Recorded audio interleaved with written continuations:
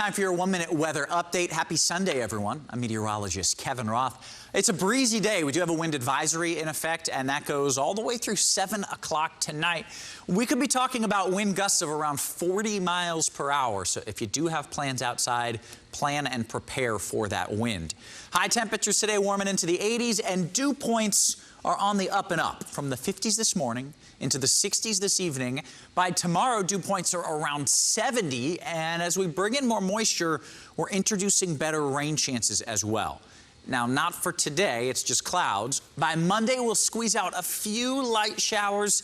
Still nothing too heavy, nothing too widespread. But Tuesday is our best chance of seeing showers and storms. Doesn't mean that everyone will see it, but some of us will see some strong storms, and some of us will be lucky enough to wash away some of that pollen as well.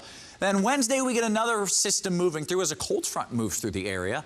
Areas north of I-10 have the best chance of seeing rain with that Wednesday system. Back behind that, I mentioned we do have the potential for severe weather. That is also likely north of I-10. Rainfall totals, that bullseye still off to the east. We haven't had a good rainfall bullseye here in quite some time, so the rain will be fairly hit or miss. If you get under a heavy downpour, could pick up half an inch of rain. If you miss the thunderstorm and the downpour, could get close to nothing from these next few systems. Today we're mostly dry, 30% Monday, 60% Tuesday, and 40% Wednesday. That means not everyone will see the rain, sadly.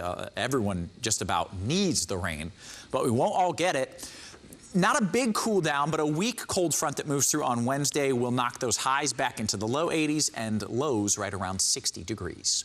I'm meteorologist Kevin Roth. That's a look at your 1-minute weather update.